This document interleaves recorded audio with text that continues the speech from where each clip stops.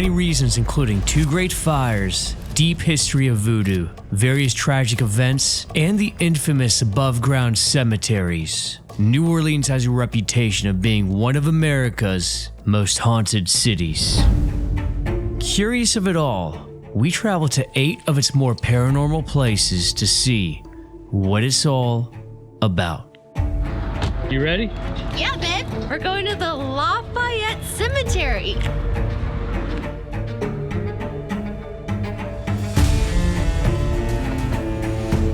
Really surreal. These burial tombs are above ground. I've never seen something like this at all. Apparently, if you dig 6 feet below the ground, you'll hit water, and that's why they have to bury the dead above ground here.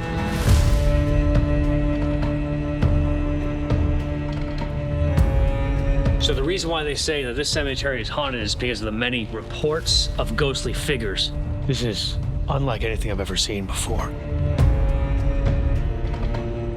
Established in 1833, there have been a few reports of paranormal activity. One story, a groundskeeper caught an older woman stealing flowers to sell, then told her to stop. However, many months later, that same woman died. Then one night, the groundskeeper saw a ghost of the same elderly woman hovering over the fence to steal the flowers again. Really deep-rooted history. And actually, some of the first settlers from Ireland and Germany are buried here. 5, 6, 7, 8, 9 family members buried in this one. So you can have your whole family together in a tomb, which is kind of nice. 2 TV shows that have been filmed in the Lafayette Cemetery are the CW Originals TV show and the NCIS New Orleans.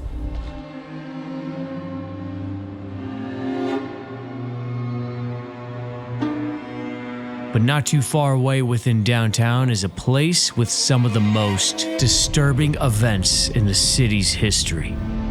That's it.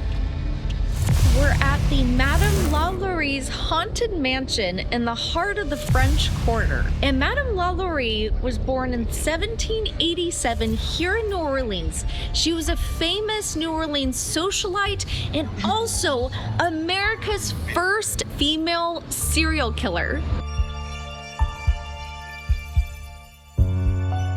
She had fantastic tastes in artwork. For an evil.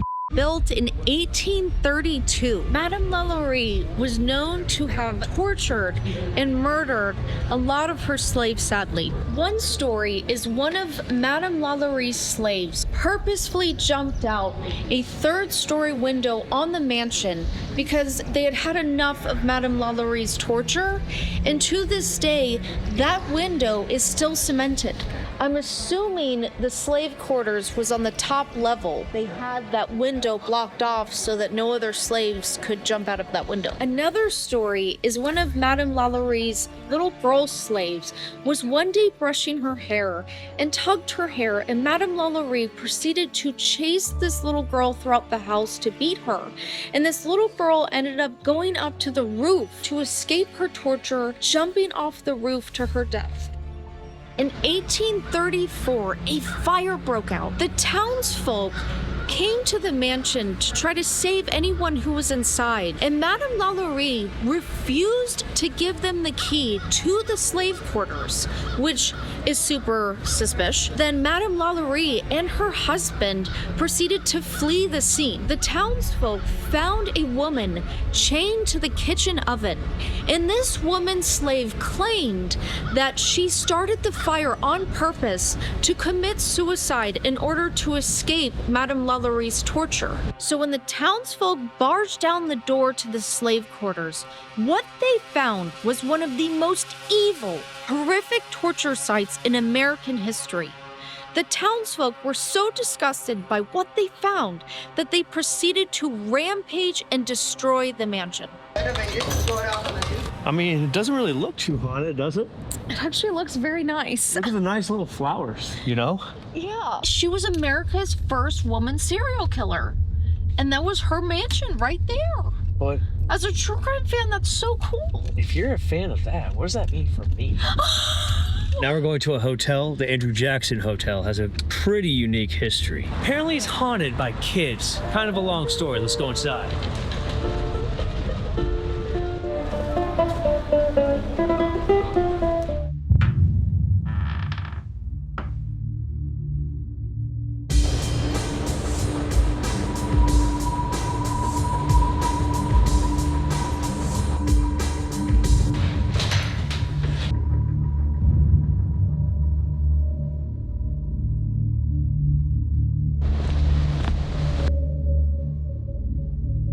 Back in the day, 5 kids died when this was a boarding school in the second Great Fire of New Orleans. Out of all of the haunted buildings, they say that it's here that has the most interactive spirits. The 5 boys that died apparently caused a lot of mischief in the night. One story of a woman who was sleeping and was being tickled and fingers being ran through her hair the whole entire night.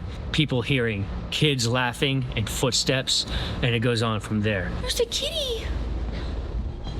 It's a haunted. Watch out, it's haunted.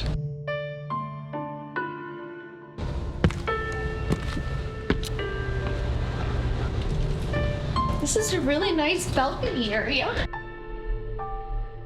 You can just see and feel how old this place is. I'm feeling a little spooky.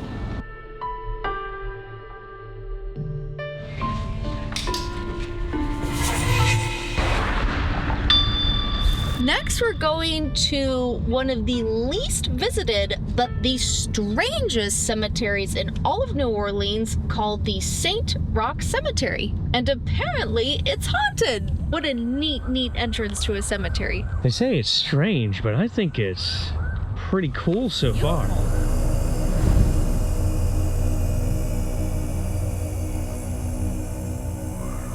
This is the most peaceful of the cemeteries that we've been so far.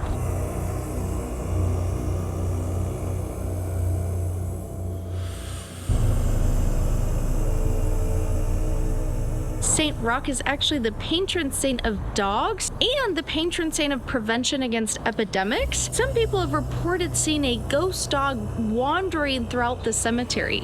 They say that when visitors try following this dog, after a while, once it's cornered, the dog disappears.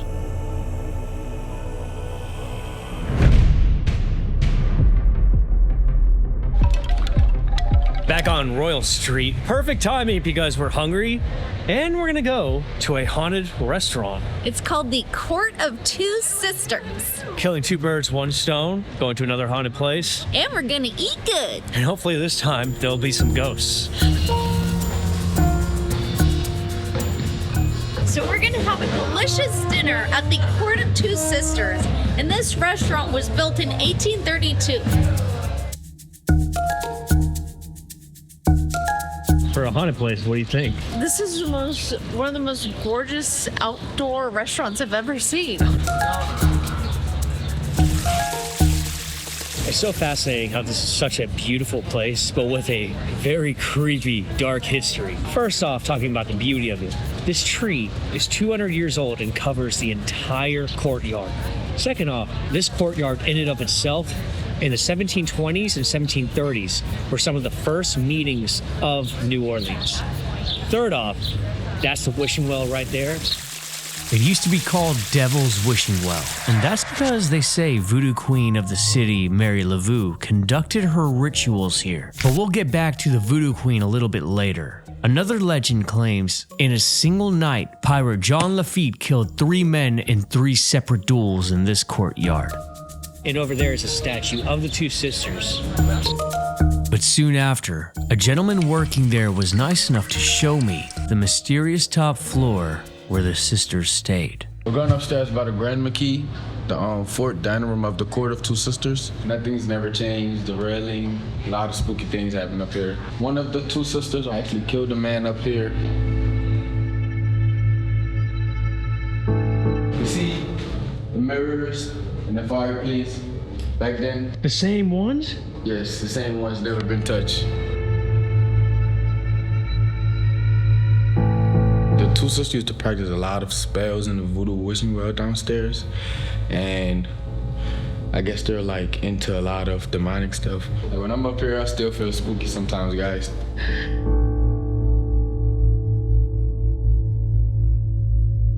But aside from all of that, the food here was amazing. It was a crawfish and shrimp pasta. You just love crawfish. I sure do.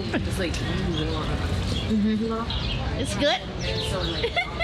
So this is my first chicory coffee here in New Orleans. Now, personally, I'm used to drinking coffee made out of beans, but chicory coffee is made out of the chicory flowers.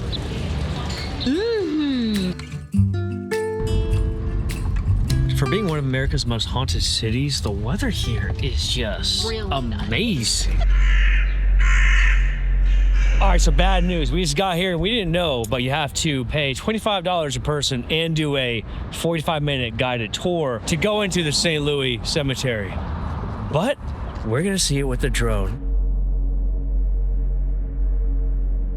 So the St. Louis Cemetery is actually the most famous and the most haunted cemetery in all of New Orleans. And that must be why they charge $25 per person to get in. Buried here is well-known pirate Barthélemy Lafon, Voodoo Queen Mary Laveau, which visitors claim she leaves money and flowers to gain followers, along with people feeling her touch. We will actually be going to her home right after this. But the mysterious part, the supposed remains of Madame Delphine Lalaurie, even though it was told she escaped to France. Apparently there's a gravesite here for her. Very strange. It was opened in 1788. It's the oldest cemetery in New Orleans. So not only are these burials above ground because of the high water table, but also it's a tradition that was brought here from the Spanish.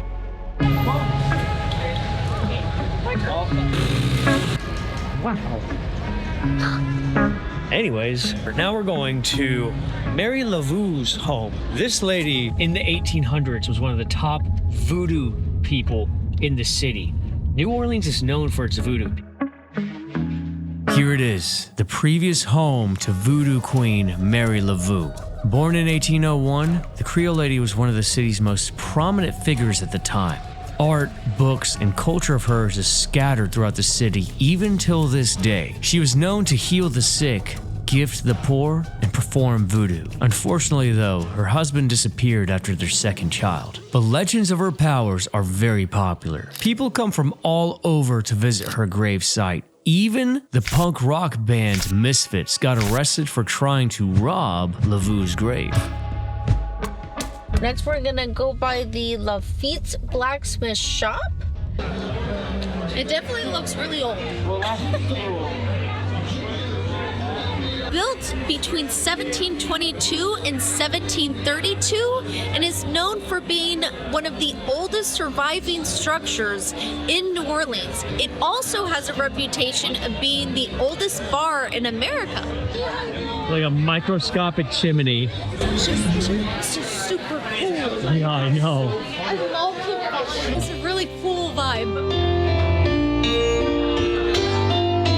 The bar gets its name from the legend that it was once used as a blacksmith shop by pirate Jean Lafitte, who was notorious as a pirate who operated in the Gulf of Mexico during the 19th century. Lafitte and his brother Pierre were known to have operated in and around New Orleans. However, here, there have been many reports of ghostly encounters, including sightings of shadowy figures, strange noises, and objects moving around on their own. Some visitors even claim to have seen the apparition of a man in old-fashioned clothing, believed by some to be the ghost of Jean Lafitte himself. But for now, a perfect way to end a very fascinating day. Just in case if you're interested in a haunted hiking trail with a very dark history, see that video here. It's one of the most haunted hikes in the country and I think you'll like it. Thank you so much for watching. Have a blessed day.